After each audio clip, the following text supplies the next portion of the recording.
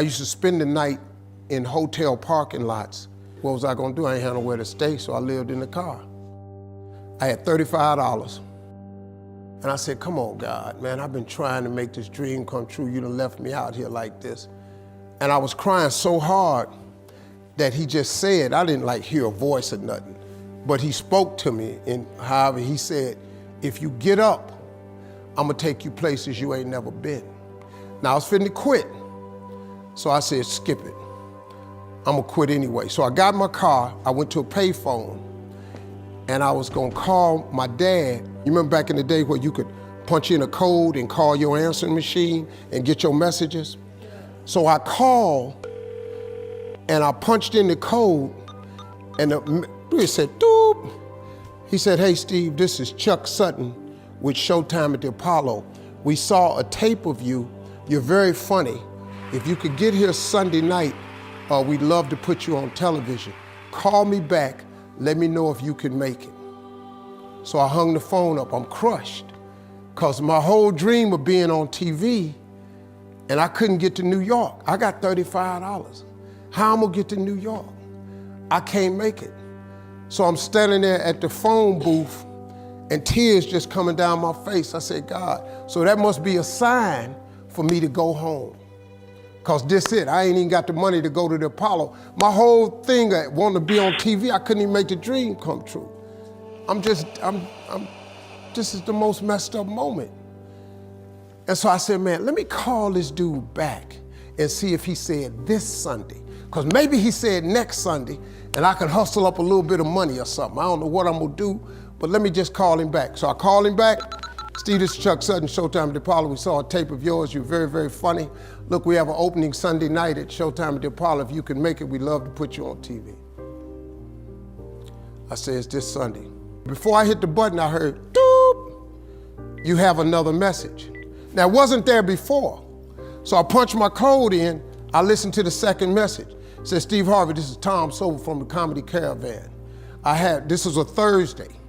He said, I have a gig in Jacksonville, Florida on Friday night that pays $150. If you can get there Friday night, you'll make $150. So I called him back and I said, hey, Tom, did you get a gig away? He said, no, it's still available. He said, can you get there? I said, I'm in Pensacola, Florida. I'm 3.5 hours away. So I drive to Jacksonville, Florida, and that night I made the 150. The club owner said, man, you funnier than the guy we hired. If you stay tomorrow night, I'm gonna give you another $150. So now I got $300 now. So I get on the phone, I call Chuck Sutton. I say, hey man, is the gig still available at Showtime at the Apollo? He said, yeah, we got one opening left. I said, I'll be there. So I called Eastern Airlines, who used to be open back then. They had a special for $99 going from Jacksonville, Florida to New York round trip. So I parked my car at the airport. I got on a plane, flew. Everything I had was in 2 bags. Got to the Apollo. I said, hey man, I'm here. I got there at 11 o'clock in the morning. He said, you can't stay here because you don't come on to the late show tonight. I said, man, I ain't got nowhere to go. I said, if you just let me stay in this building, man, I ain't gonna move around nothing. I ain't got nowhere to go. I'm in Harlem, I can't go back out here. I got these 2 bags. I got victim wrote all over me, man, so. He said, all right, if you go upstairs, don't come down. So he put me in the dressing room on the 6th floor. So that's where all the comedians was. So I stayed up there. I got hungry around 3 o'clock, and I couldn't take it no more. So I went back downstairs, a dude named Alton Liston. I said, hey man, he said, man, I thought I told you, don't come down them damn steps. I said, hey man, I'm just hungry, man. I said, let me go to that KFC I saw on the corner, just let me get some chicken. I'll come right back. He said, man, if you ain't back in 20 minutes, you ain't getting in this building. So I went, bought me some chicken, came back. So the comedians started coming in the building. They started coming up on the 6th floor. So I meet this guy named D.L. Hughley. I introduced myself, he introduced himself. I'm sitting there, another guy come in named Dwayne Johnson. Then this other dude walked in named Jamie Foxx. And I introduced myself. We don't know each other, ain't none of us famous.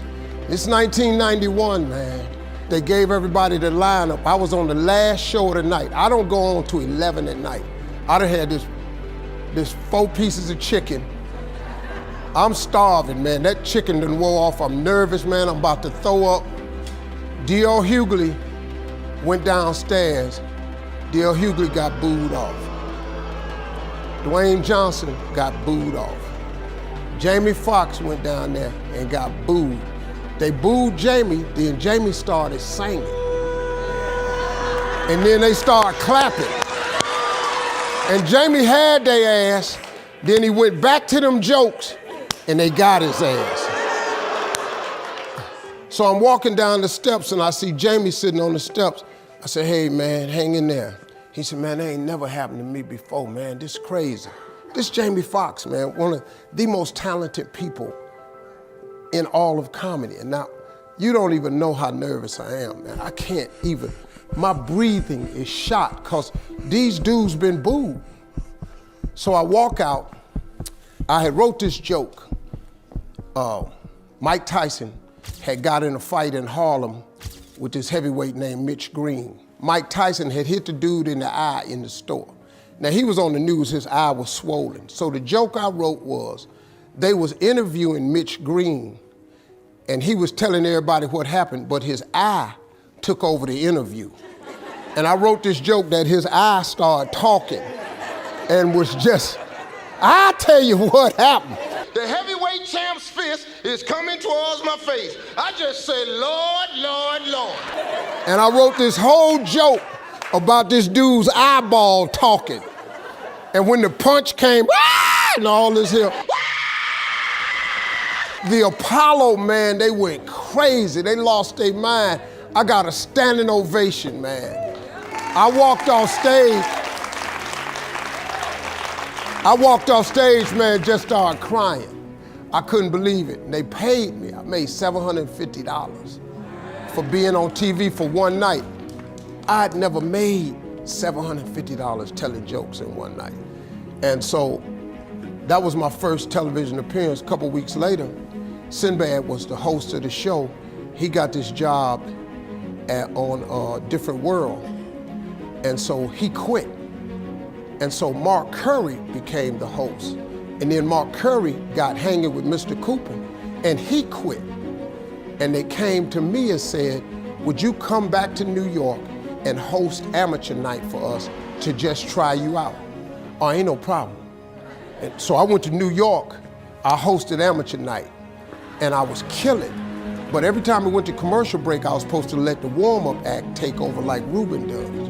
But I knew not to let the warm-up act do that because he would change the attitude of the crowd because the Apollo was a wild place. So I stayed out there. I did the warm-up and the hosting. And I created a bond with that audience. And that's how I got on TV. It was my very first TV show.